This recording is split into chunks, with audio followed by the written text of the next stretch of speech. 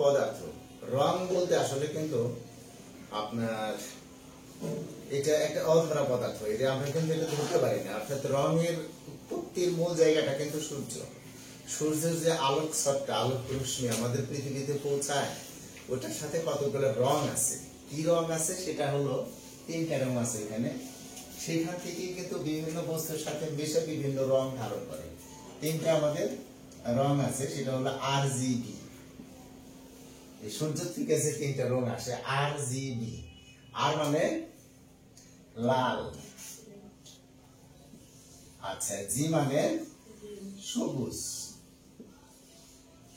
আর B মানে নীল, তার মানে আর মানে রেড, সবুজ মানে গ্রিন, আর নীল মানে হলো ব্লু। এই জন্য এটাকে বলা হয় RGB।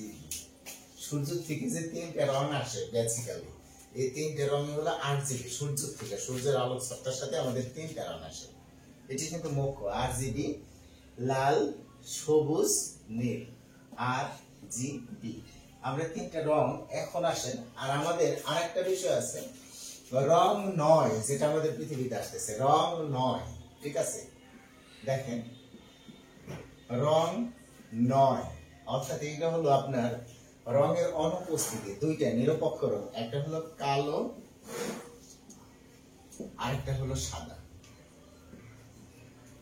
এই দুইটা কিন্তু পরিষ্কারভাবে আলাদা কোনো রং নয়। ঠিক আছে, কিন্তু এই দুইটাকে আমরা যদি কালো আর সাদা, এই যে দুইটা রং আসলো, লাল, সবুজ, নীল, এই যে তিনটা রং আসলো, ঠিক আছে, এগুলোই কিন্তু আমরা কি করতেছি, বিভিন্ন সময় বিভিন্ন রঙের সাথে মিশাইতেছি, তাই না? বিভিন্ন সময় বিভিন্ন রঙের সাথে মিশাইতেছি। আরেকটা বিষয় আছে, রং ধনুতে যে 7টা রং আছে, রং ধনুতে 7টি রং আছে,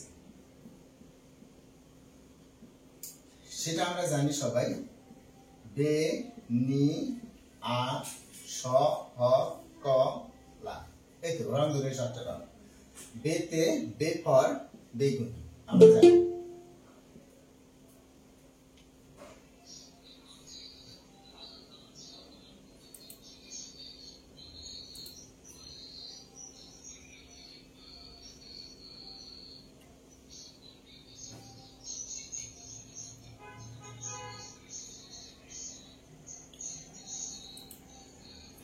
আচ্ছা, আমরা যেটা লিখতেছি খেয়াল করেন, বে ফর বেগুনি আমরা জানি কিন্তু গেলে, আর নি ফর নীল।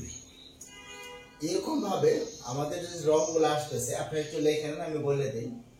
আ ফর আসমানি, আতে হলো আসমানি, সতে হলো সবুজ, হতে হলো হলুদ, কতে কমলা, আর লাতে লাল, দেমি আসহ কলা। এগুলো কিন্তু রং ধনুর 7টা রং। কিন্তু এই রং ধনুর 7টা রং এগুলো মিশ্রিত হয়ে গেল হয়েছে। অর্থাৎ এই 7টা রং যে আমাদের আসল রং, এই রং থেকে যে সব রং সৃষ্টি হয়েছে রং ধনু থেকে, তা না। এই রং ধনুর যে 7টা রং, এই 7টা অবশ্যই বিরাট ভূমিকা রাখে, কিন্তু একটার সাথে মিশে আর একটা রং কিন্তু তৈরি হয়েছে।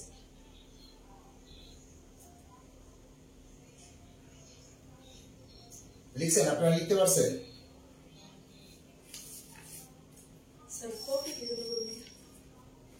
কতে কমলা,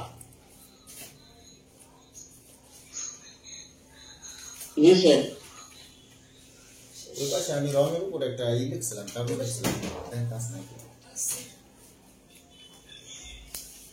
সবাই কি লিখতে পারছেন? বেনি আসহ কলা।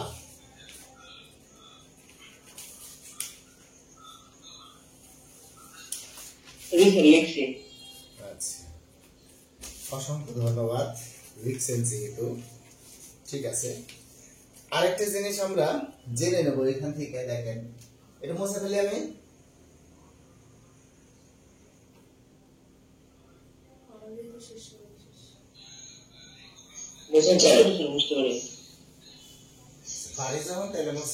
ঠিক আছে, আরেকটা দেখেন, আমাদের এই যে রংগুলোর মধ্যে, সাপোজ আপনি দেখেন, যখন রাস্তা দিয়ে হেঁটে যেতেছেন, দেখা গেল সুন্দরী একটা মেয়ে লাল পোশাক পরে রয়েছে।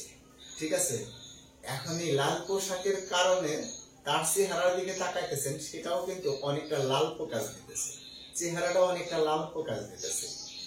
এখন এইরকমই আবার দেখা গেল যে একটা মেয়ে নীল শাড়ি পরিহিত অবস্থায় রাস্তায় দিয়ে হাইটে যেতেছে, তাকেও কিন্তু মনে হয় যে মুখটা আকাশের মতো নীল ফোকাস দিতেছে। এরকমই যে আপনার এই রঙের মধ্যে দুটো সাইড আছে, একটা হলো শীতল রং, শীতল রং মানে ঠান্ডা রং, আর একটা হলো উষ্ণ রং।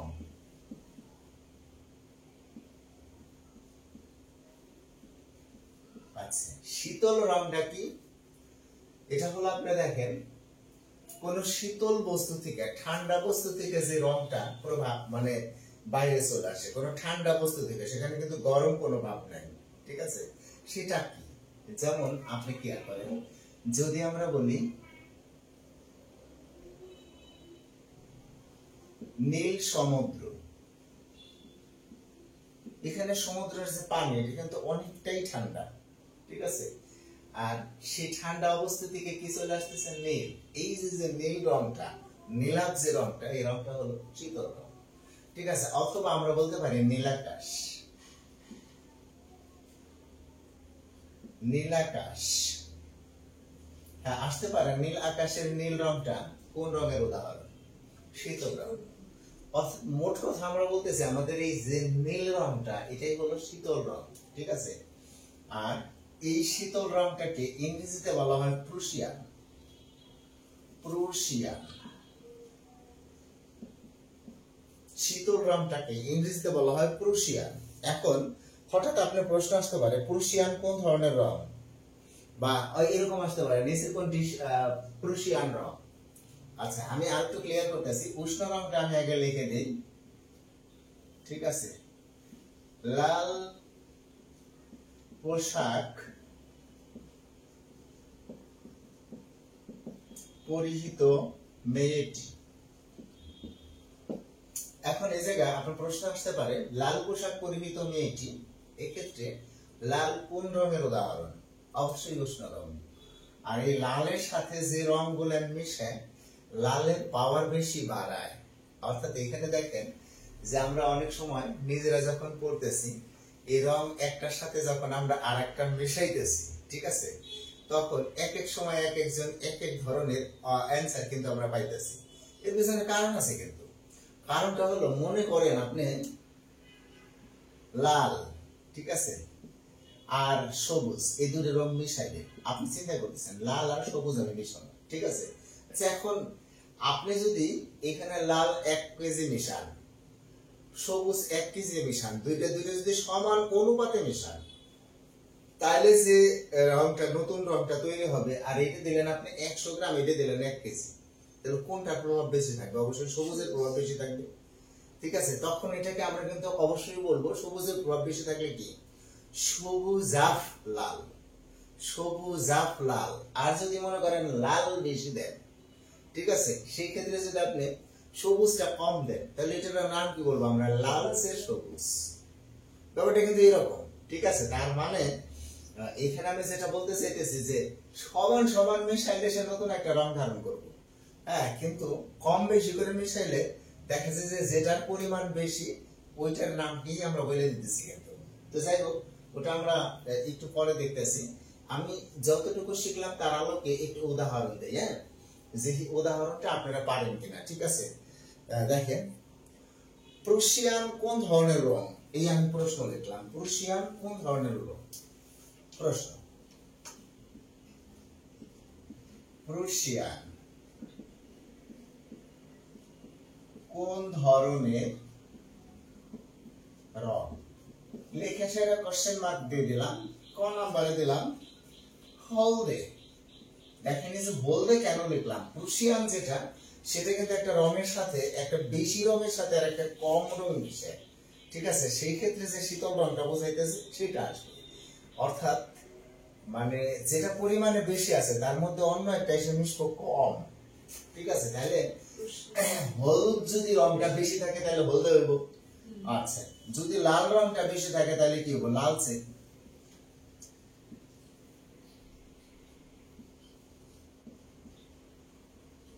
গ যদি আপনার এখানে নীল রংটা বেশি থাকে তাহলে হবে নীলাভ, সবুজ রংটা বেশি থাকলে তাহলে হবে সবুজাভ। এখন আপনারাই বলেন কোনটা হবে অ্যানসার?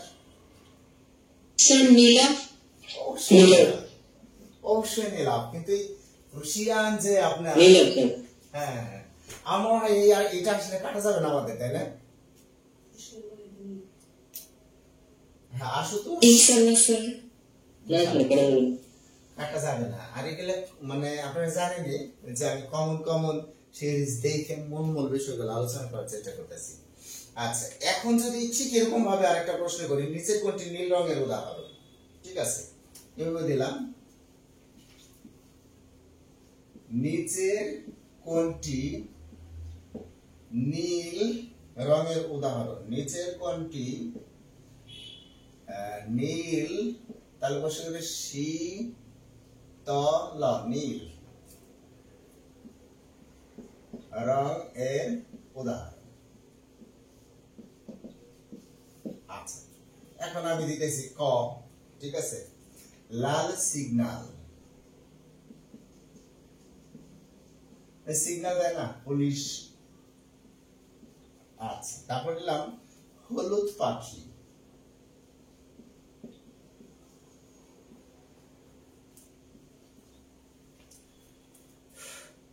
পলাশ ফুল,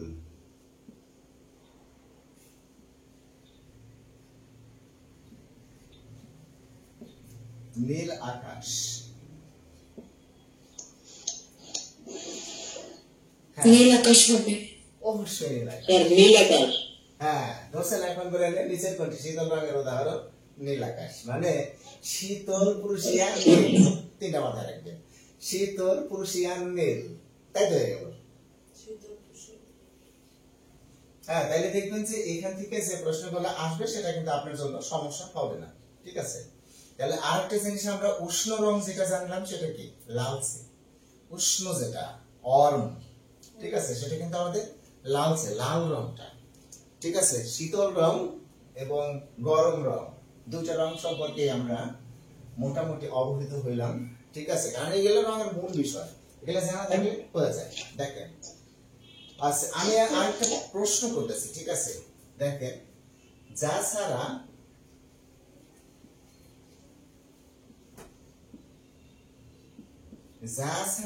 রংধনু দেখা অসম্ভব।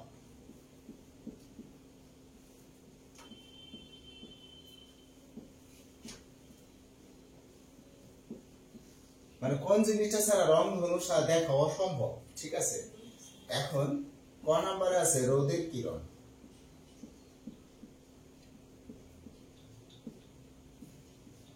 খ নাম্বারে আছে বৃষ্টি, ক নাম্বারে আছে পরিষ্কার আকাশ,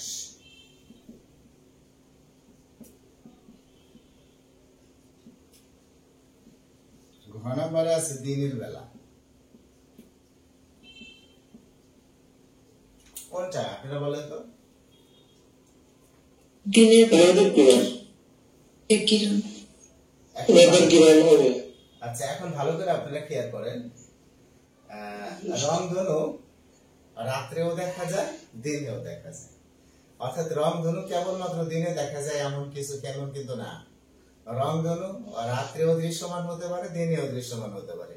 সেই ক্ষেত্রে যদি দিনে দৃশ্যমান হতে পারে এবং রাত্রেও দৃশ্যমান হতে পারে, সেই ক্ষেত্রে রোদের কিরণ এটা কিন্তু মিলে না। যদি রাত্রে হয় সেটা রোদের কিরণ কই পাইবো? আবার খরাবার দিনের বেলা, ঠিক আছে, যদি আপনার রংধনুটা রাত্রে দেখা যায় তখন দিনের বেলা কই পাইবো? ঠিক আছে, তারপরে হলো বৃষ্টি ছাড়া না, বৃষ্টি থাকতেও পারে নাও থাকতে পারে, কিন্তু আকাশটা পরিষ্কার থাকতে হবে। আকাশটা যদি ক্লিয়ার না থাকে তাহলে আপনি রংধনু বুঝছেন তো, তাই না? কারণ এটা হলো রংধনু, এটা দিনেও দেখা যেতে পারে, রাতেও দেখা যেতে পারে, কিন্তু আকাশ পরিষ্কার থাকতে হবে। আকাশ পরিষ্কার না থাকলে আপনি কিন্তু রংধনু দেখতে পারবেন না। আর যদি বৃষ্টিতে আকাশ ঢাকা রাখে তাহলে রংধনু দেখা যাবে না। আলোতে আকাশ ঢেকে রাখলে রংধনু দেখা যাবে না, তো পরিষ্কার একটা আকাশ থাকবে, এই রংধনু দেখার জন্য। ঠিক আছে, যদিও আপনাদের C1 সাধারণত বলতে স্যার বৃষ্টি হওয়ার পরে হ্যাঁ আকাশ রংধনুটা দেয়। বৃষ্টি হওয়ার পরে আকাশ যখন পরিষ্কার হয়ে যায় তখন রংধনুটা দেখা যায়, রাইট? স্যার ফিজিক্সের ব্যাখ্যা ছেড়ে তুমি পেলাম না কি স্যার, পদার্থতে রংধনুটা সৃষ্টি হয়েছে পিজন মাত্রতে আলোর কারণে। তো পিজনের জন্য অবশ্যই আলো দরকার। পিজন অবশ্যই আপনার ওইখানে যে জিনিসটা দরকার, আলো দরকার। এখন ভালো করে খেয়াল করেন, সূর্য কি কখনো আলো হারায়? এটা তো ওই তো স্যার, সূর্যটা আলো হারায় না। সূর্য আলো হারায় না, বুঝছেন না? এই জন্য আপনার এখানে রোদের যে কিরণটা, রোদটা আমরা কাকে বলতেছি? আমাদের পৃথিবীতে আইসা যখন তাপ আকারে আলোটা পড়তেছে তখন ওটাকে কিন্তু আমরা রোদ বলতেছি। ঠিক আছে, কিন্তু এইখানে যে জিনিসটা সম্ভব যে ওই পাশে আপনি পৃথিবীর বাইরের থেকে অন্য জায়গার থেকে অবশ্যই ওই অংশটা পরিষ্কার এবং সেখানে আলো আছে, তাপ আছে, সবই আছে, তখনই কিন্তু আপনার এই প্রতিফলনটা ঘটা সম্ভব, তাছাড়া কিন্তু ঘটা সম্ভব না। ঠিক আছে, আর যখন আমি এমনও দেখছি যে আকাশে মেঘ আছে, আবার রংধনু দেখা যাইতেছে, আমি নিজেই দেখছি। তো হ্যাঁ তাও আছে, কিন্তু রংধনু আপনি যে জায়গা দেখতেছেন, রংধনুর যে জায়গাটা উপরে বৃষ্টি আছে, বৃষ্টির কোনো পরশ আছে, সেই জায়গাটা কিন্তু আপনি দেখতে পারতেছেন না। অর্থাৎ আপনার রংধনুর ডান পাশে বৃষ্টি আছে, বাম পাশে বৃষ্টি আছে, কিংবা রংধনুর উপরে যে জায়গা বৃষ্টি আছে ওই জায়গাটা কিন্তু আপনি দেখতে পারতেছেন না, ঠিক না? জি স্যার, আমি অর্ধেক রংধনু দেখছি আর অর্ধেক দেখিনি, মানে হাত মেঘে ঢাকা ছিল হ্যাঁ আর হ্যাঁ, হাত তাহলে আপনি বুঝতে পারছেন যে আসলে রংধনু দেখতে গেলে পরিষ্কার আকাশ দরকার। এখন কি বুঝছেন? জি স্যার। ধন্যবাদ। এখন দেখেন,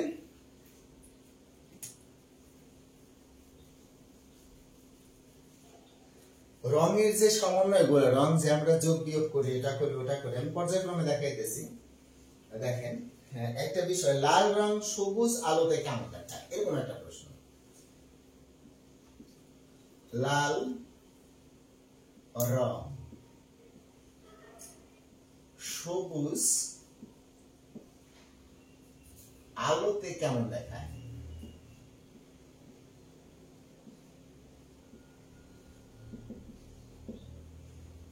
আচ্ছা, এখন খেয়াল করেন, ক নাম্বার আমরা লিখলাম কালো, খ নাম্বার লিখলাম লাল, গ নাম্বার লিখলাম বাদামি, ঘ নাম্বার লিখলাম সবুজ। আচ্ছা দেখেন, এখানে একটা যৌক্তিক ব্যাপার আছে। প্রথম কথা হলো যে লাল রং সবুজ আলোতে কেমন দেখায়, তার মানে এখানে কিন্তু প্রশ্ন না, আমরা একটু টেকনিক্যালি করছে যে লাল রং সবুজ আলোতে কেমন দেখায়, তার মানে লাল এখানে মুখ্য, লালটা কিন্তু বেশি আছে। ঠিক আছে, আলোটা এসে পড়ছে কি সবুজ, লাল যোগ সবুজ। ঠিক আছে, এখন দেখেন এখানে যে জিনিসটা হবে সেটা হলো কোনোভাবেই কিন্তু লাল থাকবে না।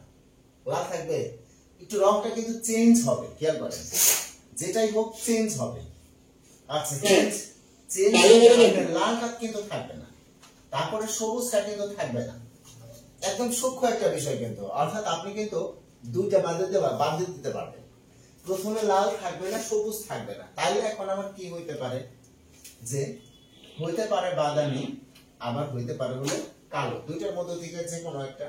কিন্তু লাল আর সবুজ এই দুইটা যখন মিশে, দেখেন এই সবুজ রংটা তো আপনারা দেখছেন, সবুজ রংটা কিন্তু নীল নাই, যে গাছের পাতা সবুজ, খেয়াল করছেন গাছের পাতাগুলো কি সবুজ? ঠিক আছে, এখন এই সবুজ রংটা যখন আলোর মধ্যে এসে পড়লো, লালের মধ্যে এসে পড়লো, তখন ওইটা কিন্তু এমন ভাবে মিশে, আপনি একটু ই করেও দেখতে পারেন, সেটা হয়ে যায় হলো কি কালো। সেটা কিন্তু বাদামিও সম্ভব না, যে লাল আর সবুজ মিলে কি হয়ে যেতেছে কালো। কেমনে?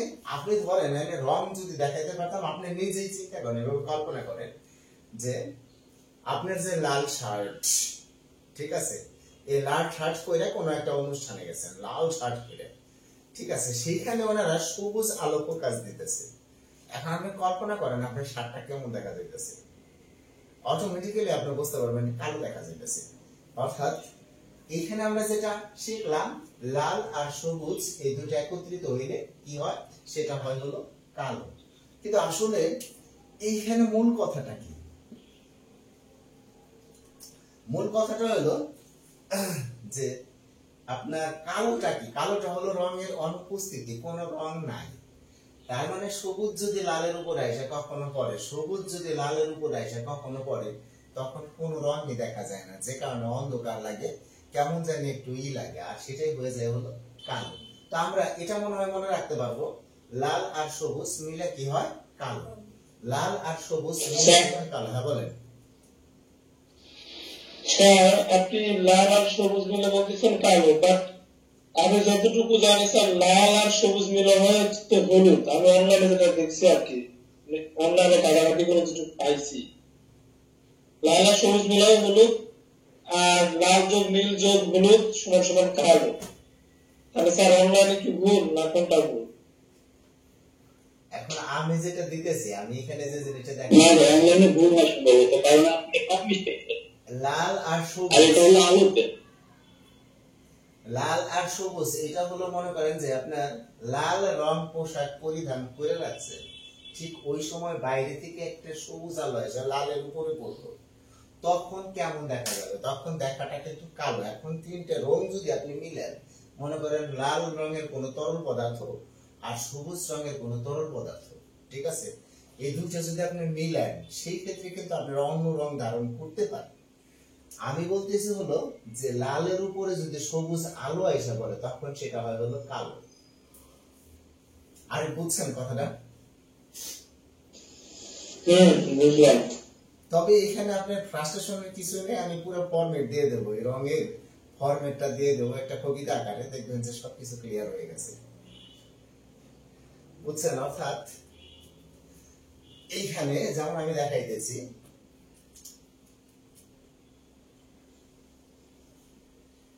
লালে সবুজ প্রলেপ, মানে প্রলেপ মানে কি, লালের উপরে সবুজের একটা প্রলেপ পড়ছে, সে লালের সবুজ প্রলেপ সব হয় কালো।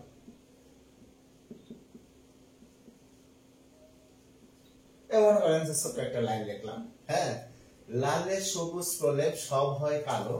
ঠিক এরকম ভাবে আমরা যখন আরো যে আমাদের এগুলো আছে দেখাইতেছি আমি, যে একটা পরে একটা, যেমন আমাদের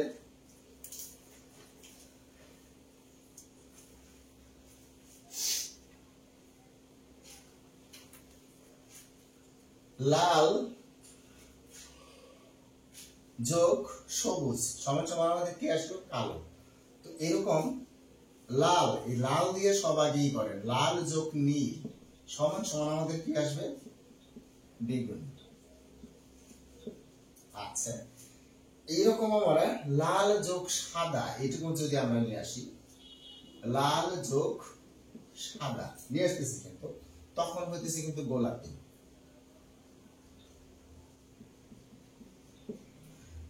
মানে এরকম লালের সাথে আমরা যোগ করতেছি, ঠিক আছে। দেখেন, লালে সবুজ প্রলেপে হয় কালো, লাল নীলে দুইটা মিলে কি হইতেছে বেগুনি হয় আলো, অর্থাৎ আলো তো এটা কি করে বেগুনি। তো আমি এগুলো সবগুলা দেখাইতেছি না, আমি এগুলোর একটা ফরম্যাট লিখে দেবো। তো ফরম্যাট লেখার আগে আমি বেসিক বিষয়গুলো নিয়ে আলোচনা করতেছি, হ্যাঁ। যে আর আরেকটা বিষয় হলো, যেটা আপনার আমি যেগুলো পড়াইতেছি এগুলো ভালোভাবে ফলো করবেন, কিন্তু যেটা দেখবেন পড়তে যায়, ধরেন আপনি এইভাবে লিখলেন লাল যোগ সবুজ সমান সমান আমরা যেটা বের করলাম কালো। তো আপনি এভাবে পড়ছেন লাল যোগ সবুজ সমান সমান আপনি পড়ছেন হলুদ, ঠিক আছে। এখন এটা যখন আপনি পড়ছেন, তো আপনি এই জায়গাটা দ্বন্দ্বের মধ্যে পড়ে গেছেন, দ্বন্দ্বের মধ্যে কিন্তু পড়ে গেছেন। আর যখন আপনি দ্বন্দ্বের মধ্যে পড়ে গেছেন, তখন আপনি কি করবেন, ঠিক আছে। এই যে আপনার দ্বন্দ্বটা, এই যে দ্বন্দ্ব, এই দ্বন্দ্বটা হলো চান্স না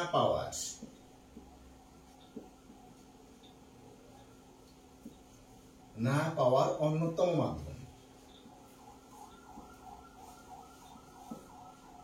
কারণ আমরা বেশিরভাগ স্টুডেন্ট এই কাজটা করি, কি করি, যখনই দেখা গেল এরকম দ্বন্দ্ব সৃষ্টি হয়েছে তখন ওইটা নিয়ে পড়ে থাকি, বাদ বাকি গুলা কিন্তু পড়ি না।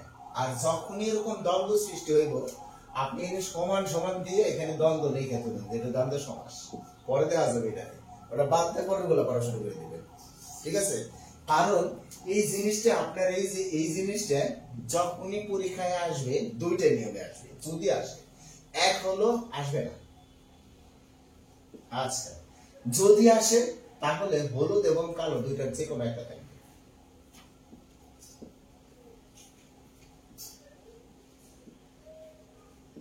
একটি থাকবে, তার মানে এখানে হয় কালো থাকবে অথবা হলুদ থাকবে, এই চারটা অপশনের মধ্যে। সুতরাং আপনাকে কিন্তু বিপদে ফেলছে না, বাট আপনি নিজেকে বিপদে ফেলতেছেন এই দ্বন্দ্বের মধ্যে। কারণ আমি তো আগেই বলছি রঙের পরিমাণের উপর নির্ভর করে পরবর্তী রংটা। বলেন স্যার, এখন আপনি বলতেছেন দ্বন্দ্বগুলা যেগুলো ওগুলা বাদ দিতে। স্যার মিনিমাম আমার কাছে প্রায় 30টার মতো আছে, এখন আমি তো বুঝতেছি না আসলে কোনটা দ্বন্দ্ব নাকি কোনটা ইয়ে। বাট আপনি আজকে যেমন হচ্ছে লাল যোগ সবুজের কথা বললেন, তখন আমি ভাবতেছি যে তাহলে এই দ্বন্দ্ব আর কি, এটা ভেজাল, এটা পড়া যাবে না। আরগুলো তো জানি না, ওইগুলোর ক্ষেত্রে ওইগুলো তো আপনি যদি মনে করেন দুইটা হুবহু মিলা না যায়, ওটা যে দ্বন্দ্ব তা আপনি বুঝবেন কেমনে? আপনি দ্বন্দ্ব তখনই বুঝবেন যে যখনই দুইটা যোগ করলে ভিন্ন জিনিস হয়। যে লাল যোগ সবুজ সমান সমান হয় কালো, লাল যোগ সবুজ সমান সমান হয় হলুদ, এটা আপনি ঠিক পাইলেন কেমনে? এটা আপনি অবশ্যই ঠিক পাইছেন, কারণ আপনি লাল যোগ সবুজ সমান সমান হলুদ পড়ছেন, লাল যোগ সবুজ সমান সমান কালো পড়েন নাই, এই জিনিসটা তো আপনি ঠিক পাইছেন, ঠিক আছে। তো এরকম যখন আপনি নিজে পড়তেছেন, নিজে পড়ার সময়ও তো আপনি এই ধরনের দ্বন্দ্বের মোকাবেলা করবেন, ওগুলো আলাদা করে লিখে দিয়ে দিবেন, এই সমস্যাগুলো যেটা বলবেন। এখন বিষয়টা হলো আপনি বলতেছেন যে আসলে ওটা সমস্যা আছে কি না আছে তাই তো আমি জানি না, ঠিক আছে। আর আপনার আগানের কাজে নাই যদি ওই জায়গায় আপনি খাইয়ে যান, কারণ যেটা আপনার দ্বন্দ্ব বাঁচতেছে না সামনে, সেখানে আপনি কেন দ্বন্দ্ব তৈরি করবেন? আরে ভাই কথাটা বুঝছেন না? মানে আপনার চোখে দ্বন্দ্ব পড়তেছে না, সমস্যা সৃষ্টি হইতেছে না, সেখানে তো আপনি দ্বন্দ্ব সৃষ্টি করার দরকার নাই। যেখানে বিন্দু মাত্র দ্বন্দ্ব সৃষ্টি হবে 10% যদি আপনি দ্বন্দ্ব মনে করেন, সেটাও আলাদা করে রেখে দিবেন, পড়বেন না ওটা। বুঝছেন কথাটা? আর ওইটা রাখার সময় যতটুকু পড়া হবে ততটুকু আপনার জন্য যথেষ্ট, আর কিছু না।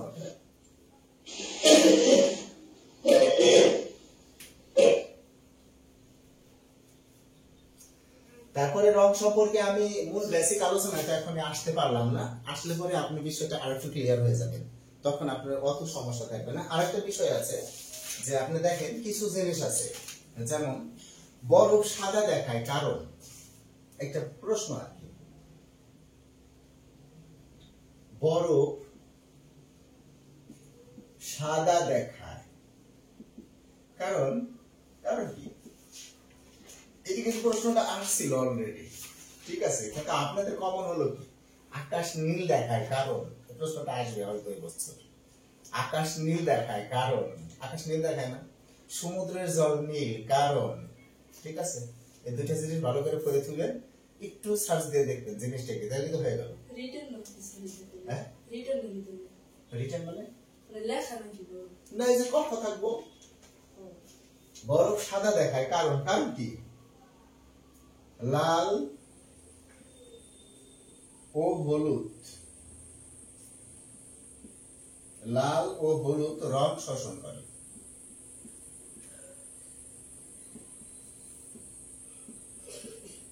খ, বরফের নীতি সাদা।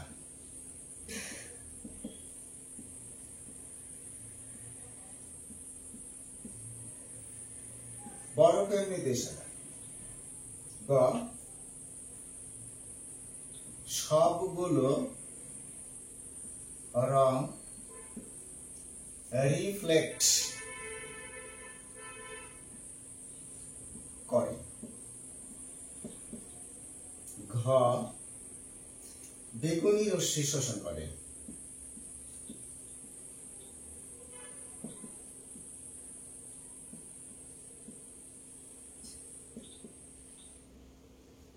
আচ্ছা, শোষণ করে মানে কিন্তু শুষে নেয়, ঠিক আছে, মানে শুষে নেয়, অর্থাৎ বরফ সাদা দেখায় কারণ লাল ও হলুদ রং শোষণ করে। আচ্ছা, বরফ যদি লাল রং শোষণ করত, ঠিক আছে, তাহলে বরফ আর যাই হোক সাদা হতো না। বরফ যদি হলুদ রং শোষণ করতো মানে কি শুষে নিত, আর যাই হোক সাদা হইতো না। অন্য কোন রং শোষণ করলে সে কি সাদা থাকতে পারে? আপনি মনে করেন যে সবগুলো রং রিফ্লেক্ট করে। রাইট, আপনি যখন সাদা কোনো পাঞ্জাবি পরছেন, পাঞ্জাবি, ঠিক আছে, এখন দেখেন এর মধ্যে যদি কোনো জায়গা থেকে ছিটকে একটু লাল রং করে, দেখা যাবে ওইটুকু লাল দেখা যাইতেছে, হলুদ রং করলে হলুদ দেখা যাইতেছে, মানে আপনি মনে করেন যে এই পাঞ্জাবিটা অন্য কালারের হয়ে যেতেছে। তো অনুরূপ ভাবে বড় তেমনিতেই সাদা, এটা তো কোনো যুক্তি না। আচ্ছা, সবগুলো রং রিফ্লেক্ট করে, রিফ্লেক্ট করে মানে প্রতিফলিত করে, মানে অন্য রং যেটা এসে ওনার উপরে পড়ুক ওইটা ফিরিয়ে দেয়, সবগুলো রংকে ফিরিয়ে দেয়, যে কারণে বরফ নিজে থাকে রঙের অনুপস্থিতিতে, অর্থাৎ রং যেখানে নাই সেখানে জাস্ট আলো থাকলে সেটাকে সাদা দেখায়, রং যেখানে নাই সেখানে যদি আলো থাকে তাহলে সেটাকে সাদা দেখায়, আর রং যেখানে নাই সেখানে যদি আলো না থাকে তাহলে ওটা কালো দেখায়।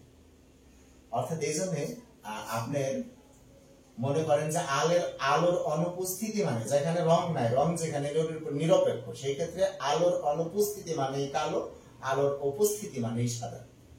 তাই দেখা যাচ্ছে এটা কি করে, সবগুলো রং রিফ্লেক্ট করে, অর্থাৎ যত রং এটার উপর আসে আসার পরে সব ফিরে দেয়, ঠিক আছে। আর বেগুনি রশ্মি শোষণ করে, এখন বেগুনির যে আলোর যে রশ্মি বা ছোটাটা আসতেছে সেটাকে যে শোষণ করে তাও কিন্তু করে না, কারণ সেটা শোষণ করলেও তো এটা বেগুনি আকার ধারণ করতো, অন্য কোনো একটা রং আসতো। তা আমরা মনে হয় প্রশ্নটা বুঝছি না? সবগুলো রং রিফ্লেক্ট করে না, বুঝছি, সবগুলো রং রিফ্লেক্ট করে, অর্থাৎ যে কটা রং আসে এই সাদা রং সবটিকে ফিরে দেয়, এই জন্য সে সাদা থাকে। বুঝলেন না? আরো একটু ভালো করে বোঝাই। আরিফ ভাই, হ্যালো। জি স্যার। হ্যাঁ আরিফ ভাই, মনে করেন আপনি একজন আমি আরিফ ভাই আপনার সাথে কথা বলতেছি, খেয়াল করেন, মনে করেন আপনি যথেষ্ট সুদর্শন এবং স্মার্ট একটা ছেলে, ঠিক আছে। এখন দেখা যাইতেছে যে নবম দশম শ্রেণী বা ইন্টারমিডিয়েট ফার্স্ট ইয়ার সেকেন্ড ইয়ারের অনেক মেয়ে আপনাকে প্রেমের অফার দিতেছে, ঠিক আছে, আপনি একটাও অ্যাকসেপ্ট করলেন না। অফার দিতেছে, আপনি একটাও অ্যাকসেপ্ট করলেন না, এভাবে 200 অফার আসলো কিন্তু আপনি একটাও অ্যাকসেপ্ট করলেন না, তাহলে কি আপনি সাদা মনের মানুষ না? ঝামেলা মুক্ত মানুষ কিন্তু, ঠিক আছে। হ্যাঁ, এবং আরো একটু আইডিয়া যান, এর পরবর্তীতে যখন আপনার জীবনে বিয়ে করার প্রয়োজন হবে, বিয়ে যখন আপনি করবেন, নিঃসন্দেহে সাদা মনের একটা নারী পাবেন, ভালো পাবেন। কারণ এই জন্যই যে কারণ আপনি সাদা আছেন, আপনার সাথে অন্য রং মিশাইয়া আল্লাহ কিন্তু আপনার ঝামেলার মধ্যে ফেলবে না, এটি স্বাভাবিক। তারপর আল্লাহ পরীক্ষার জন্য অনেক সময় অনেক কিছু করে। এই জন্যই সাদা রং সেইটে যেটা মনে করেন কি, যেমন যদি আমরা বলি পাঞ্জাবি সাদা, কেন? কারণ এটি কি, ঠিক আছে, অন্য যে কোনো রংকে কি করে, রিফ্লেক্ট করে। মানে এমন বরফ সাদা, পাঞ্জাবি সাদা, ঠিক আছে, অথবা আপনার জামা সাদা, যা ইচ্ছা তাই তো, এটাকে সাদা দেখায় কেন? সাদা দেখানোর মূল কারণ হলো অন্য যত রং আছে সবগুলোকে সে কি করে, রিফ্লেক্ট করে, আসতে দেয় না। কিন্তু এই রিফ্লেক্টটা কখন? যখন ঘটনা প্রকৃতি এতে একলাই ঘটে। আপনি একটা সাদা পাঞ্জাবি গায়ে দিয়ে যাইতেছেন, তখন কিন্তু আপনার এই সাদা পাঞ্জাবির উপরে নানান আলো এসে পড়তে পারে, যেমন এই মনে সূর্যের আলো এসে পড়তেছে, বা কেউ লাল রং ছুঁড়ে দিতেছে, কেউ হলুদ রং ছুঁড়ে দিতেছে, নানান আলো এসে পড়তে পারে, কিন্তু আপনার সাদা পাঞ্জাবি কিন্তু সাদাই দেখাবে। ধরেন আপনি একটা অনুষ্ঠানের মধ্যে গেছেন, সবাই লাল পোশাক পরে গেছে, হ্যাঁ, রাত্রি গোটা অন্ধকার, তার মধ্যেও কিন্তু আপনি যে সাদা পোশাক পরে রয়েছেন দেখা যাইতেছে। কারণ অনেক সময় কিন্তু আমরা এরকম গ্রামগঞ্জে শুনে থাকি যে রাত 2টা-3টার সময় আমি একটু ঘুমের থেকে উঠছি, উদ্দেশ্য যে একটু পড়াশোনা করুম, রাস্তায় একটু হাইটে ফ্রেশ হয়ে গেছি, একটু হাঁটতে গেছি, দেখি ওই জায়গায় কলা গাছ ধরে একজন সাদা শাড়ি পরে দাঁড়ায় গেছে, গোটা অন্ধকার, তার মধ্যে একজন সাদা শাড়ি পরে দাঁড়ায় গেছে। আচ্ছা ভাই, গোটা অন্ধকার, তার মধ্যে সাদা শাড়ি আপনি দেখলেন কেন? কারণ কালো সাদাতে কালো সাদারে কি করতেছে, রিফ্লেক্ট করে দিতেছে, প্রতিফলন করে দিতেছে, দেখা যাইতেছে। এরকম কোন অনুষ্ঠানেও আপনি গেছেন, তো ওই অনুষ্ঠানের মধ্যে সব লাইট অফ করে দিয়েছে, তারপরে মনে করেন যে সবাই লাল পোশাক পরা, তখন মনে করেন যে সবুজ রং ছুড়ে দিচ্ছে। আর এই সবুজ রং ছুড়ে দেওয়ার পরে আপনার জামা কিন্তু কি পাঞ্জাবি কি করতেছে, সেটা রিফ্লেক্ট করতেছে। শুধু আপনাকেই দেখা যাচ্ছে যে এই মঞ্চে সাদা পোশাক পরা একটা লোক আছে, আর কেউ নাই, আর কোনো মানুষই নেই, কারণ সব তো কালো দেখা যেতেছে। এই জন্যই আপনার মোট কথা বরফ সাদা দেখায় কেন, কারণ কি সবগুলো রং রিফ্লেক্ট করে। আশা করি এটা আসলে কাটা যাবে না নাকি? জি স্যার। আচ্ছা, আরেকটা বিষয় আছে, এই দুটো জিনিস আপনারা নিজেরা আপনাকে গবেষণার জন্য দিলাম, সেটা হলো সমুদ্রের জল নীল কেন, আকাশের রং নীল কেন? আকাশের রং নীল, হ্যাঁ বলেন। আমরা ফিজিক্সে পড়ছিলাম সমুদ্রের রং নীল কেন, যে বলা হয়েছিল যে নীল নীল রঙের তরঙ্গ ধরো ক্ষুদ্র, তাই এটা তাড়াতাড়ি শোষণ করতে পারে না পানি, তাই এটা নীল দেখা যায়। হ্যাঁ ঠিক আছে, আপনার এই যুক্তি ঠিক আছে, কিন্তু এটা আপনি আরেকটু দেখেন, ঠিক আছে? আরেকটু দেখলে আপনি মনে করেন যে ওই ফিজিক্সের আঙ্গিকে অতটা করে প্রশ্ন করবে না, আর একটু সহজ করবে, মানে অ্যান্সারটা আরেকটু সহজ হবে। তা আপনি একটু দেখেন, আর কি দেখলেই হবে, তারপরে তো আমি বলে দেবেন। বুঝাই দেন না, হ্যাঁ আপনি একটু বুঝাই দেন। আমি বুঝাই দেবো পরবর্তী ক্লাসে। আপনার একটু কিছু কিছু জিনিস, এগুলা ধাঁধার মতো কিছু কিছু জিনিস রাইখে দেওয়া উচিত না? হ্যাঁ, কিছু কিছু জিনিস রাইখে না দিলে আপনি সাবধানে করবেন কি, কাজটাতে করার জন্য একটা দিক খুঁজতে যায়, আর একটা কিন্তু আপনার চোখে পড়বো। হ্যাঁ বলেন। যে প্রশ্নটা করলেন তাহলে ওটা একটু লিখে দেন না স্যার, বলেন, আমি লিখে দিই। দিতেছি।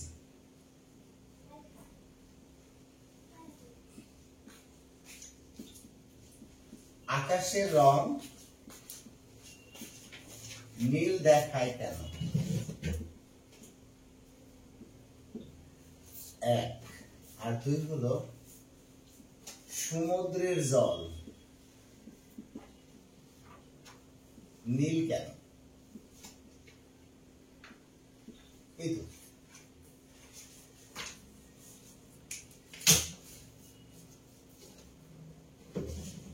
মানে আপনাদের কি ধরনের প্রশ্ন আসে সেটা কিন্তু আমি দেখাই দিচ্ছি। মানে প্রশ্নগুলো কেমন আসে, এমনি কিন্তু আসে না লাল যোগ নীল সমান সমান কি, এমনি কিন্তু আসে না। লালের সাথে নীল মেশালে কি হয়, লাল আলোতে নীল আলো পড়লে কি হয়, এরকম বিষয়গুলো। তাই যোগ অতটা প্রাধান্য পাবে না।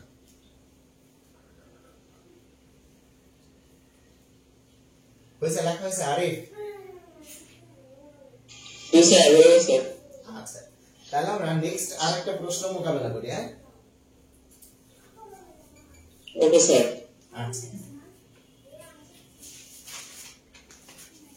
আরেকটা প্রশ্ন হলো, আপনারা সবাই কোন ইউনিভার্সিটিতে পরীক্ষা দিতে যাচ্ছেন বলেন তো? গভর্নমেন্ট ইউনিভার্সিটির নামটা? জাহাঙ্গীরনগর ইউনিভার্সিটি। হ্যাঁ, জাহাঙ্গীরনগর। ঠিক আছে, তাহলে জাহাঙ্গীরনগর বিশ্ববিদ্যালয়, তাই না? এই যে জাহাঙ্গীরনগর বিশ্ববিদ্যালয়,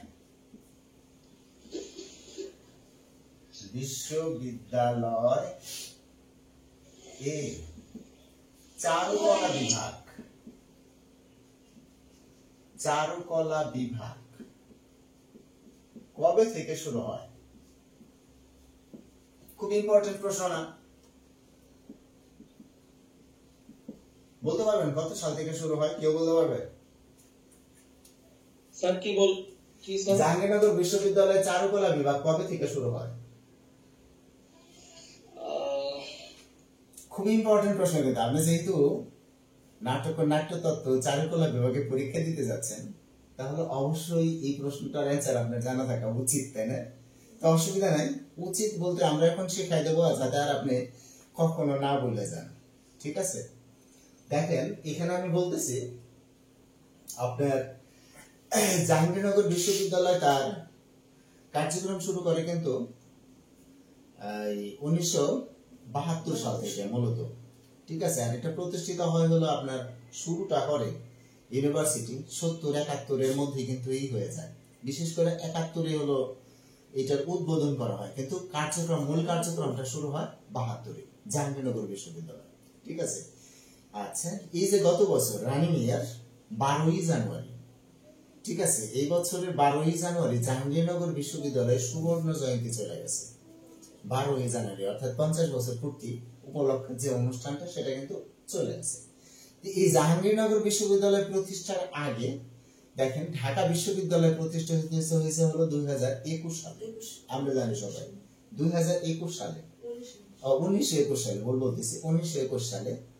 কিন্তু তারও আগে আপনার কলিকাতা যে বিশ্ববিদ্যালয় আছে না, কলিকাতা বিশ্ববিদ্যালয় সর্বপ্রথম এই চারুকলা বিভাগ শুরু করে 1912 সালে। কত সালে? 1912 সালে। তখন কিন্তু ঢাকা বিশ্ববিদ্যালয় ওরকম কিন্তু আপনার ইতে আসেনি 1912 সালে। আচ্ছা, ইনফরমেশনে প্রবলেম থাকলে আমি যে তথ্যগুলো নিয়েছি বিভিন্ন কিছু ঘাইটে, ইনফরমেশনে প্রবলেম থাকলে কি করার আছে, ঠিক আছে।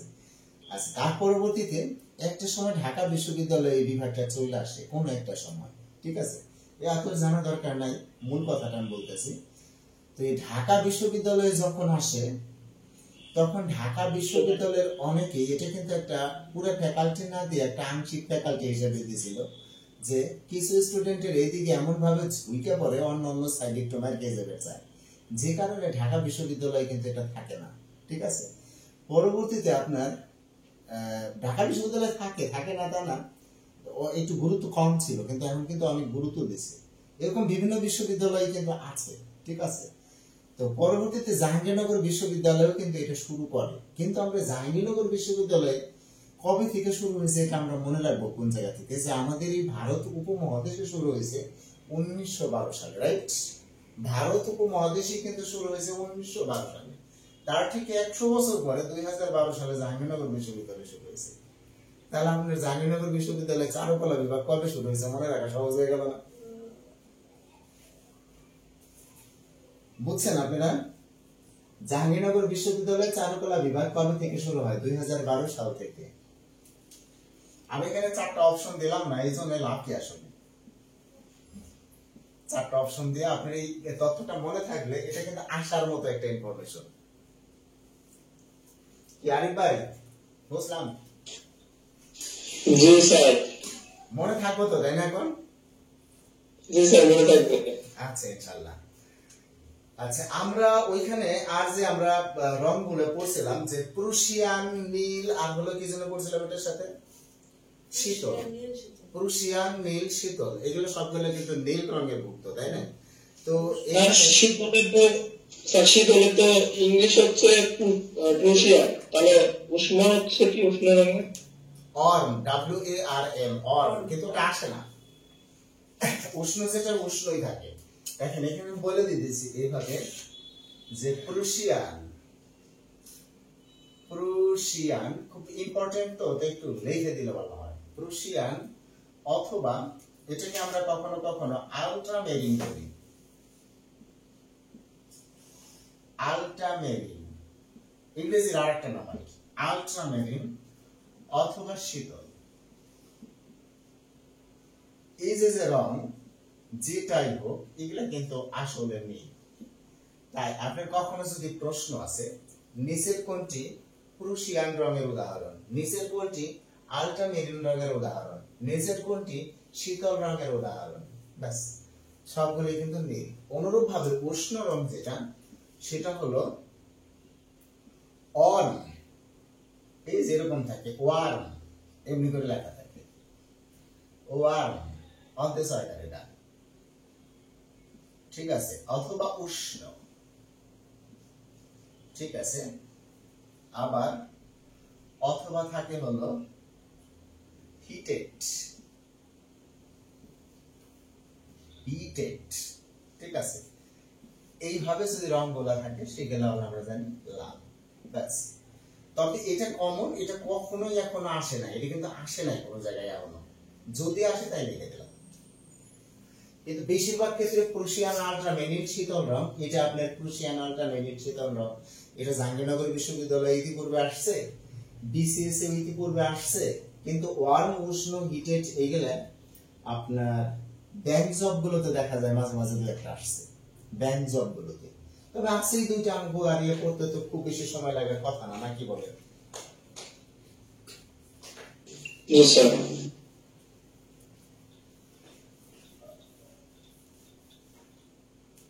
আচ্ছা, এরপরে আরেকটা জিনিস আমি বলতেছি, দেখেন এইভাবে অনেক সময় কিন্তু প্রশ্ন করে। দেখেন, মনে করো এবার বলতেছে, মনে করো কালো যদি কালো না হয়ে নীল হতো, কালো যদি কালো না হয়ে নীল হতো, কালো যদি কালো না হয়ে নীল হতো এবং সাদা যদি সাদা না হয়ে লাল হতো, সাদা যদি সাদা না হয়ে লাল হতো,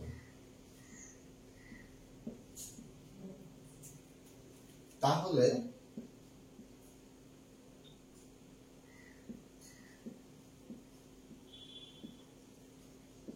উক্ত রং দুটো মিশে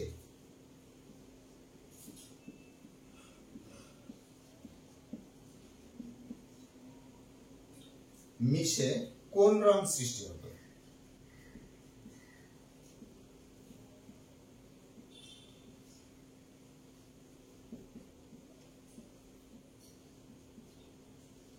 কিন্তু দেখেন এখানে প্রশ্নটা কিন্তু একটু প্যাচ দিয়ে করা, আর কিছু না।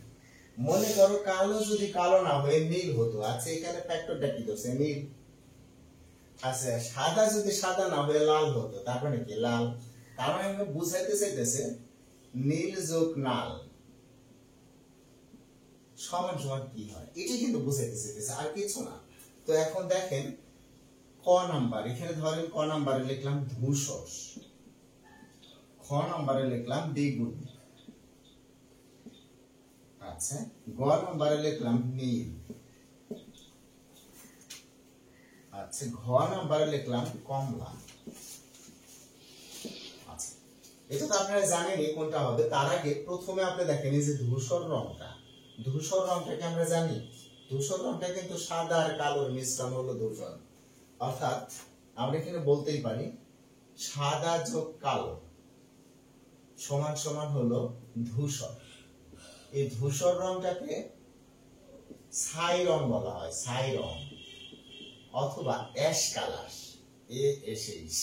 অ্যাশ কালার, ঠিক আছে। সাদা যোগ কালো সমান সমান হলো ধূসর, সাদা আর কালো মিশলে ছাইয়ের মতো দেখা যাবে না, সাদা আর কালো, ছাই কালার অথবা অ্যাশ কালার। তাহলে এটা তো হবেই না, আর নীল তো হবেই না, আর নীল তো এখানে আছে। আর কমলা, কমলা মানে কি? এর মধ্যে কিন্তু অনেকটাই লাল, কমলাটা অনেকটাই লালের মতো না, ঠিক আছে, অনেকটাই লাল, পুরোটা লাল না।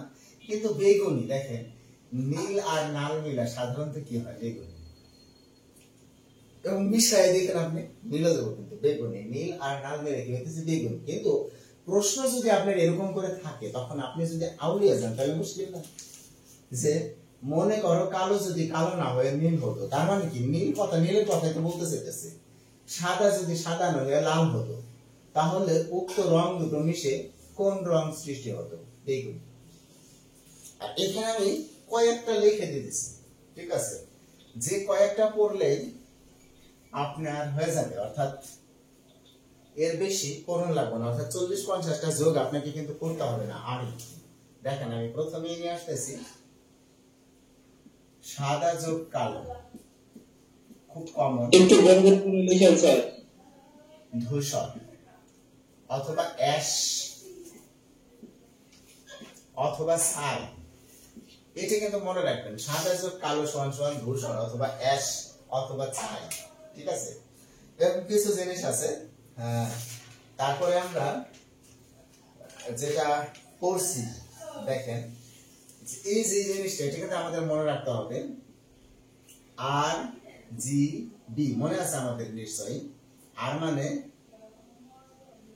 লাল, এটা কিন্তু মৌলিক রং, আর গ্রিন মানে সবুজ, আর ব্লু মানে নীল। তো আমরা এইগুলোর মধ্যে যোগটা বেশি করি, অর্থাৎ এই তিনটার মধ্যে যোগটা আপনার বেশি আসবে, অর্থাৎ অত যোগ কিন্তু আসবে না, মূল অঙ্কগুলোই আসে, অর্থাৎ লাল, সবুজ, নীল আর হলো সাদা, কালো, পাঁচটা। এই পাঁচটার মধ্যে আপনার যে যোগগুলো আছে, এই যোগগুলোর মধ্যে থেকে পরীক্ষার মধ্যে প্রশ্নগুলো সাধারণত আসে। যেমন আমরা দেখেন লাল, এই যে লাল নিলাম, লালের সাথে যোগ করে দিলাম সবুজ। হ্যাঁ, লালের সাথে সবুজ যোগ করলে আমরা জানি, খানিকক্ষণ আগে পড়ছি কিন্তু আমরা বুঝতেছি কালো। আর এগুলো অথেন্টিক সোর্স থেকে বলছি, আপনি সরাসরি এগুলো পড়ে গেলে হবে, আর বেশি করতে হবে না, ঠিক আছে। এরপরে আসতেছে লাল, এই যে লালের সাথে সবুজ যোগ করলাম, হয়েছে কি কালো। লালের সাথে এখন তাহলে নীল যোগ করব, লাল যোগ নীল সমান সমান আমরা কিন্তু জানি বেগুনি।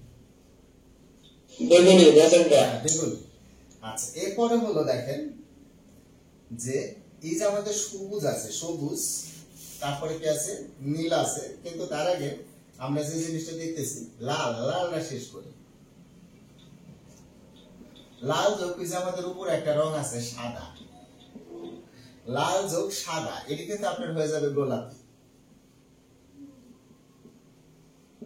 কিন্তু কথা হলো যদি এটা রিফ্লেক্ট, এটা তো রং মিশাইছেন, ডাইরেক্ট মিশাইছেন, কিন্তু যদি প্রতিধ্বনি ফেলতেন তাহলে কিন্তু সাদাটাই টিকতো, লাল কিন্তু টিকতো না। তো আপনি শুধুমাত্র এটুকু মুখস্থ রাখবেন, লাল যোগ সবুজ সমান সমান কালো, লাল যোগ নীল সমান সমান বেগুনি, আর লাল যোগ সাদা সমান সমান গোলাপি, ঠিক আছে। এরপরে আমরা ইতে চলে আসি একটু,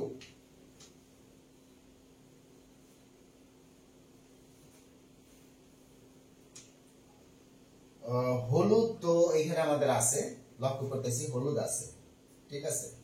তো হলুদের সাথে না, এইখানে কিন্তু হলুদ নাই, অর্থাৎ হলুদটা আমাদের আনতে হবে, হলুদটা, ঠিক আছে।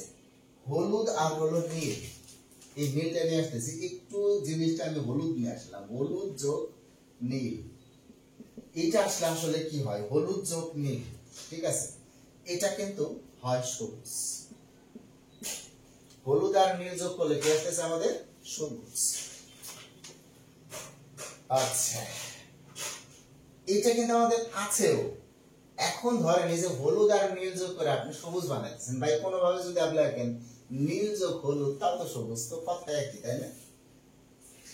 আচ্ছা, এরপরে দেখেন আমি আরো কিছু তথ্য আপনাদেরকে দিচ্ছি। এই যে আমি যে অলরেডি যে কটা লিখছি এগুলোর মধ্য থেকে সাধারণত আসে, এর বাইরে থেকে এখনো পর্যন্ত কিন্তু আপনার এগুলাতে ওইভাবে প্রশ্ন করে নাই, আমি যতদূর জানি দেখা যেতেছে, ঠিক আছে। তারপরেও আমি মনে করেন যে আপনাদের রঙের ব্যাপারে আরো কিছু বেশি লিখে দিয়েছি। যেমন আমরা যদি বলি লাল যোগ হলুদ, দেখেন এখানে আছে কিনা লাল যোগ হলুদ, লাল, তার মানে এই হলুদের সাথে আমি যদি লাল যোগ করি তাহলে কি হবে, হলুদের সাথে যদি আমরা লাল যোগ করি তার মানে লাল যেহেতু আমার আছে তাহলে এটা কি হবে, কমলা, কালারটা হবে হলো কমলা, অরেঞ্জ, অরেঞ্জ কালার। আর এগুলো আমরা মনে রাখবো কেমনে, খেয়াল করি, দেখেন লাল যোগ সবুজ সমান সমান কালো, লাল যোগ নীল সমান সমান বেগুনি, ঠিক আছে। আবার লাল যোগ সাদা সমান সমান গোলাপি, হলুদ যোগ নীল সমান সমান সবুজ, হলুদ যোগ লাল সমান সমান কমলা। হ্যাঁ, এগুলো আমরা কিভাবে মনে রাখবো সেই ফর্মুলাটা একটু পরে দিতেছি, আরো একটু কাজ আমরা করে নিই। এখন দেখেন নীলের সাথে যদি আমরা সাদা মিশাই, এই যে নীলের সাথে সাদা মিশাই,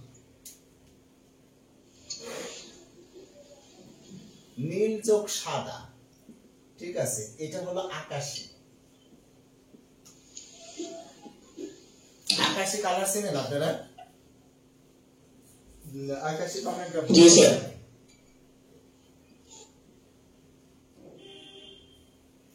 নীল যোগ সাদা সমান সমান আকাশী।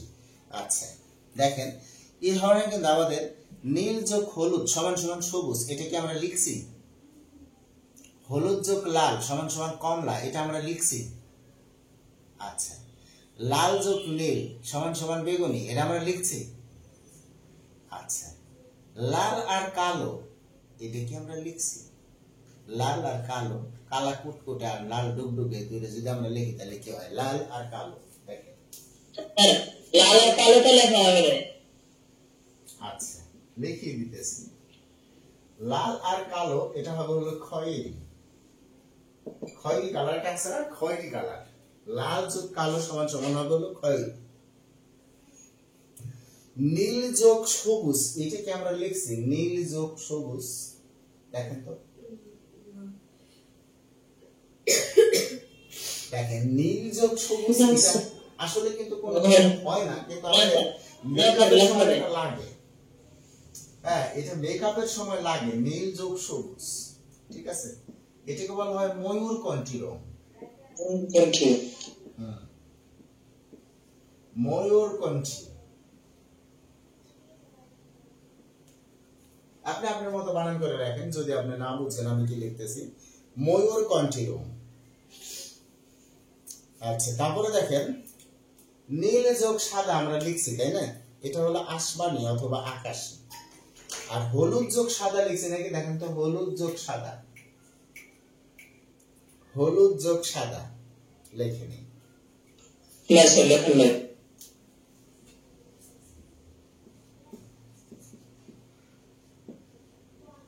হলুদ যোগ সাদা এটাকে বলা হয় হলো ক্রিম কালার। এই যে একটা আছে না ক্রিম কালার, ক্রিমের মতো, ক্রিম কালার।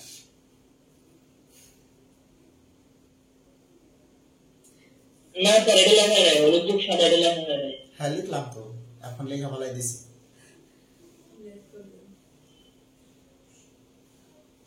আচ্ছা, এখন কথা হলো দেখেন আমার এখানে কমন কিন্তু ভাই এই তিনটা আসলে, ঠিক আছে? এগুলোর বাইরে কম আসে, কিন্তু এখানে আমি যে কটা লিখছি, এখন আপনি লিখতে গেলে আপনার 40টা 45টা হতে পারে। ঠিক আছে, এইভাবে জোড়া করে লিখতে গেলে, কিন্তু এগুলা আসে না। কেন আসে না আমি বলি। আপনার ফরম্যাটটা কি? ফরম্যাটটা ধরেন আপনি একজন নাট্যকার না, আপনি একজন অভিনেতা। ঠিক আছে, অভিনেতা আপনি এখন কি নেবেন? মেকআপ নেবেন। হ্যাঁ, এটা ক্রিম। তাহলে আপনি স্বাভাবিকভাবে আপনি কি নেবেন? মেকআপ নেবেন। আপনি কিন্তু মেকআপটা তৈরি করবেন। এন্ড মেকআপের জন্য আপনার এখানে লাল সবুজ নীল, লাল সাদা হলুদ নীল হলুদ লাল, নীল সাদা লাল কালো, নীল সবুজ হলুদ সাদা, এই ক্রিম রং, ময়ূরকণ্ঠী রং, খয়েরি, আকাশী, কমলা, সবুজ, গোলাপি, বেগুনি, কালো, এর বাইরে কিন্তু দরকার হয় না। ঠিক আছে, তারপরেও কিছু দরকার আছে। যেমন ডিমের কুসুম আছে না, ডিমের কুসুম আপনারা চেনেন? ডিমের কুসুমটা কি সাদা না লাল? স্যার ডিমের কুসুম তো হলুদ। রাইট, ডিমের কুসুম হলুদ না, ঠিক আছে। ডিমের কুসুমটা হলুদ। হ্যাঁ, মানে আর ডিমের হ্যাঁ হ্যাঁ, আর হলুদ অংশ ছাড়া ডিমের মধ্যে যে হলুদ অংশটা আছে, ডিমের কুসুমটা হলো হলুদ। এই হলুদ অংশ ছাড়া চারদিকে যে অংশটা আছে এটাকে আমরা কি বলি? সাদা না? মানে হলুদ অংশ ছাড়া যে যে অংশটা আছে এটা কিন্তু সাদা, তাই না? আচ্ছা, এই সাদা হ্যাঁ হ্যাঁ হ্যাঁ হ্যাঁ সাদা। আপনারা বুঝছেন তো, সাদা, ওই কালারটা তো সাদা, তাই না? এই সাদা রংটা কিন্তু অনেকেই মেকআপ নেওয়ার সময় এই রংটা কিন্তু ব্যবহার করে, জানেন আপনারা? ডিমের কুসুম, ডিমের কুসুমের চারপাশের যে রংটা, এই রংটা অনেকেই মেকআপ নেওয়ার সময় এই রংটা কিন্তু ব্যবহার করে। ঠিক আছে, কারণ এটা কি হয়, আপনার ত্বকটাকে খুব সতেজ করে, তরতাজা করে, এবং মনে করেন যে আপনার এই সাদা যে অংশটা, এই সাদা অংশটা নেওয়ার কারণে এই অভিনয় শেষে এটা যখন মুছে ফেলে তখন কিন্তু আর কোনো ঝামেলা হয় না। আর একটা বিষয়, সাদা এবং কালো, আমি পর্যায়ক্রমে আসতেছি, একটু কথা লেখেন আপনারা। সাদা এবং কালো এই দুইটি রংকে নিরপেক্ষ রং বলা হয়। লেখেন, সাদা এবং কালো এই দুটি রংকে নিরপেক্ষ রং বলা হয়।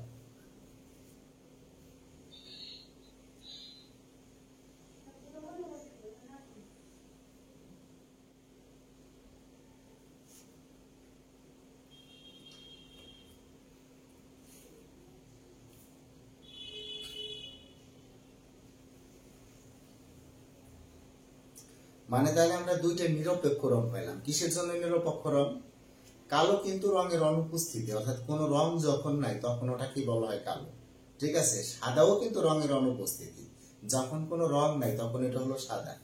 তবে আলোতে যেটা দেখায়, কালোরে আলোতে আনলে সেটা হয়ে যায় সাদা, আর সাদারে যখন আমরা কালোতে নিয়ে যাই, আলোর অনুপস্থিতিতে নিয়ে যাই, তখন সেটা কি হয়ে যায়? কালো। তাই কালো এবং এই সাদা দুইটাই নিরপেক্ষ রং, অর্থাৎ এই সাদার সাথেও কিন্তু কিছু মিশাই না নাই, কালোর সাথেও কিন্তু কোনো কিছু মিশাই না নাই। এই হলো কথাটা, এটা আমি বলতে চাইছিলাম। এই সময় দেখেন কালো আর সাদা এই দুইটা যদি আপনি মিশান তাহলে কি হয়? এই দুইটা একত্রে মিশা হলে ছাই কালার হয়, অথবা অ্যাশ কালার হয়, অথবা দেশের ধূসর কালার হয়, দুটি কিন্তু একই। আরেকটা যে কথাটা আমি বলতেছিলাম, একটা শব্দের সাথে আমরা পরিচিত হই, একটু লেখেন। আপনারা তো বিরক্ত বোধ করতেছেন না? একটু বড় হয়ে যেতেছে। আচ্ছা, দেখেন বিষয়টা হলো, লেখেন টেম্পোরা কি? টেম্পোরা টয়কার ম, আর নিচে প আকার বসন রেখা, টেম্পোরা। আমি লিখে দিতেছি।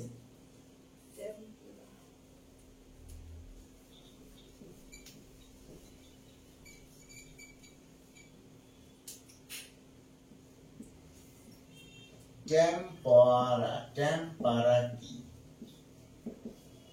একটা প্রশ্ন, কারণ অনেক সময় কিন্তু আপনারা দেখছেন মোরাল কি, টেম্পেরা কি, স্পট কি, ঠিক আছে, এই ধরনের ছোট ছোট প্রশ্নগুলো কিন্তু আসে আপনাদের, ঠিক আছে, নাটক সংক্রান্ত কিছু বিষয় আর কি।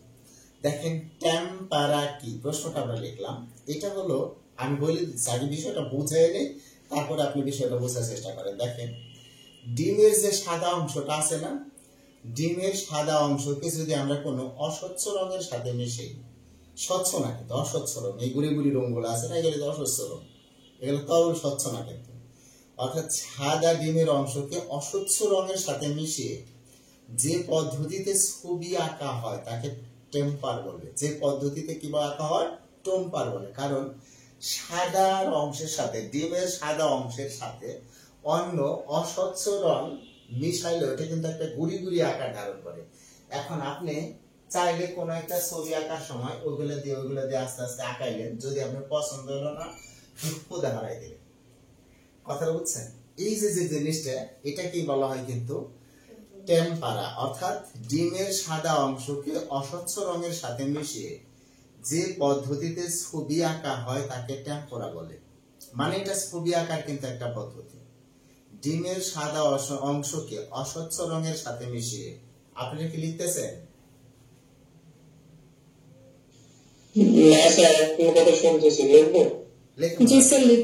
লেখা পেলাম, কারণ ইম্পর্টেন্ট। ডিমের সাদা অংশকে,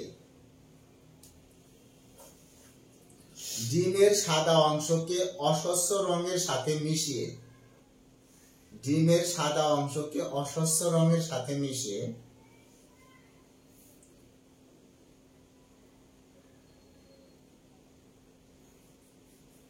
অস্বচ্ছ রঙের সাথে মিশিয়ে ছবি আঁকার পদ্ধতিকে টেম্পোরা বলে।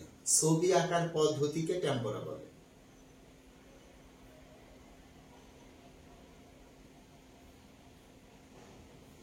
ডিমের সাদা অংশকে অস্বচ্ছ রঙের সাথে মিশিয়ে ছবি আঁকার পদ্ধতিকে টেম্পোরা বলে।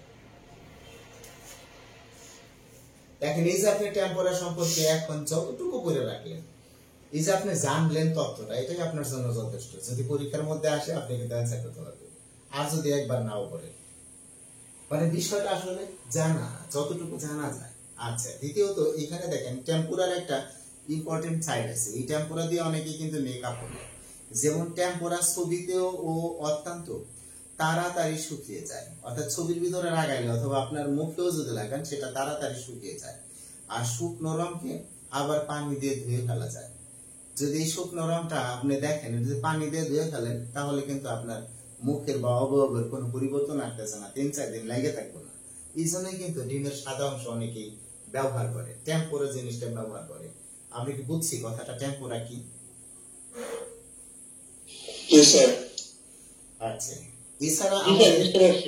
এছাড়া আমাদের আরো বেশ কিছু জিনিস জানতে হবে। যেমন আমরা শিখলাম নিরপেক্ষ রং কি, এটা কিন্তু আমরা শিখলাম। এছাড়া আমাদের দেখেন আমাদের এই বাংলাদেশে উল্লেখযোগ্য কতগুলো আর্ট গ্যালারি আছে। আর্ট গ্যালারি নাম শুনছেন আপনারা? মানে যে আমরা ছবি আঁকা, কারণ ছবি আঁকতে গেলে রং লাগে, রঙের থেকেই কিন্তু আমি দেখেছি। বাংলাদেশে কতগুলো আর্ট গ্যালারি রয়েছে, তার ভিতরে 10টা আর্ট গ্যালারি অত্যন্ত মানে জনপ্রিয়, যে 10টা আর্ট গ্যালারি। তো আমরা সেগুলো কোনটা কোথায় অবস্থিত সেটাও আমরা পড়বো, ঠিক আছে? তা আমি এখনই লিখে দিতেছি না, কিন্তু একটু ধারা বলে দিতেছি। যেমন ধরেন আমাদের আর্ট গ্যালারি আছে জয়নুল আর্ট গ্যালারি, এই যে আমাদের জয়নুল আবেদিন, ওনার নামে একটা আর্ট গ্যালারি আছে, জয়নুল আর্ট গ্যালারি, জাদুঘর আর্ট গ্যালারি, সবুজ আর্ট গ্যালারি, তারপরে হলো আছে আপনার দুক art gallery, DD art gallery, Bengal art gallery, gallery 21, এগুলো কিন্তু নাম। ন্যাশনাল আর্ট গ্যালারি আছে, জয়নুল আর্ট গ্যালারি, জাদুঘর আর্ট গ্যালারি। এই যে এখানে আমি আর্ট গ্যালারির নাম বলতেছি।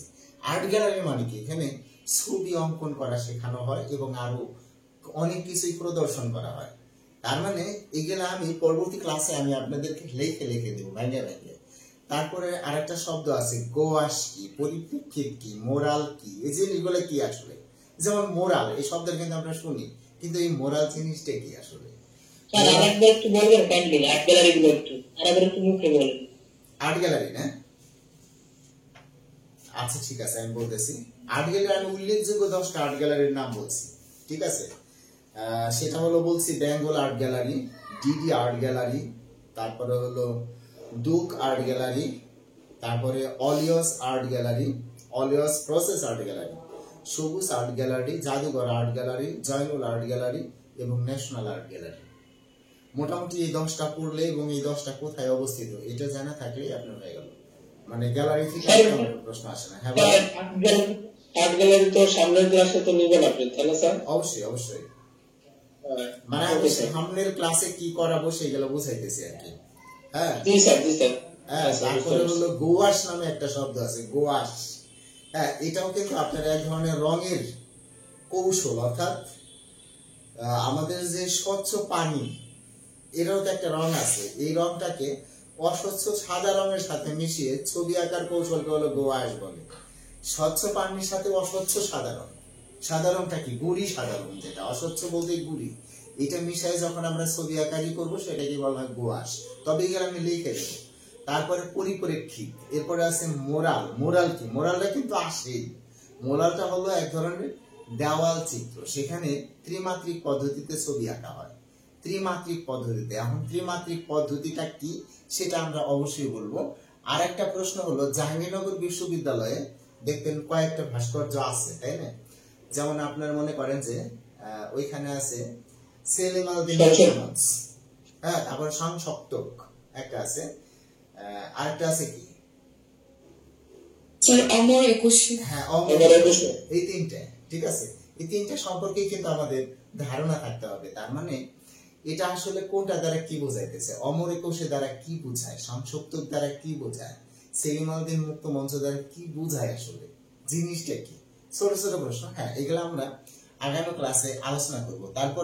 তারপরেও আছে আমাদের কিছু জিনিস আছে, যেমন আমাদের ঢাকা বিশ্ববিদ্যালয়ের দৃষ্টিকোণ থেকে আমাদের ওইটা মাঝে মাঝে আছে অপরাজেয় বাংলা, এটা সম্পর্কে জানতে হবে, কারণ এটা কি, এটাও কিন্তু আঁকা আঁকি বা ভাস্কর্যের মধ্যে। তারপরে আছে আপনার বাংলাদেশের জাতীয় শিল্পীর নাম কি? কেউ জানেন বাংলাদেশের জাতীয় শিল্পীর নাম কি? যেমন বাংলাদেশের জাতীয় কবির নাম কিন্তু জানি আমরা, বাংলাদেশের জাতীয় চিত্রশিল্পীর নাম কি? শিল্পচার্য না না, শিল্পচার্য জয়নুল আবেদিন। বাংলাদেশের জাতীয় চিত্রশিল্পীর নাম শিল্পচার্য জয়নুল আবেদিন। হ্যাঁ, তারপরে এগুলো আমি পরবর্তী ক্লাসে লিখে দেবো। তারপরে দেখেন আরেকটা শব্দ আছে লে আউট, মানে লে আউট, এই শব্দটাও কিন্তু আমরা খুবই পরিচিত এবং আসে, ঠিক আছে? লে আউট জিনিসটা কি? হ্যাঁ হ্যাঁ, এদের কিছু কিছু জিনিস আছে, কিছুই না কিন্তু। অর্থাৎ আপনি ধরেন একটা বনভোজন করবেন, বনভোজনের জন্য সবাই একটা পরিকল্পনা করতেছেন, একটা প্ল্যান করতেছেন। এই প্ল্যান করার সময় তখন আপনার কন্যা যে আমরা যে বনভোজনে যাব, আমাদের কত টাকা লাগবে, গাড়ি ভাড়ায় কত টাকা লাগবে, খাইতে কত টাকা লাগবে, এর একটা কিন্তু আমাদের একটা বাজেট করা উচিত।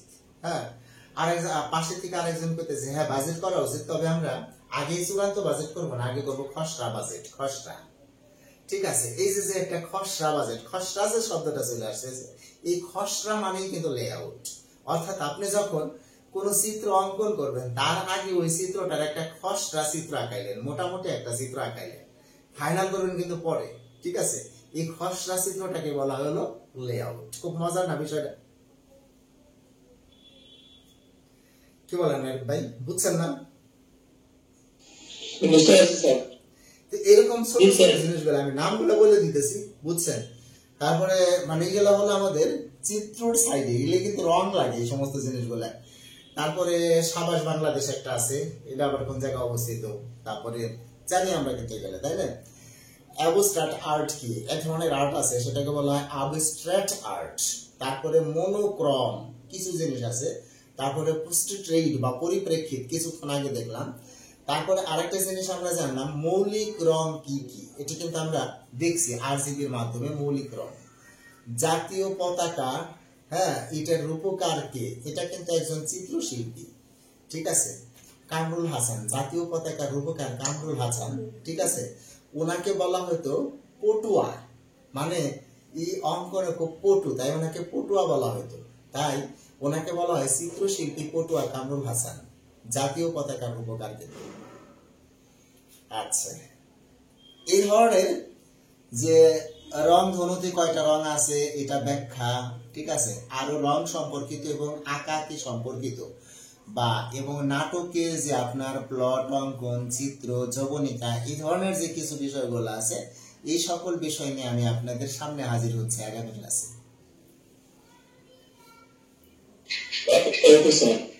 হ্যাঁ, আজকে এতটুকুই। হ্যাঁ এতটুকুই, অলরেডি কিন্তু 1.5 ঘন্টা হয়ে গেছে। স্যার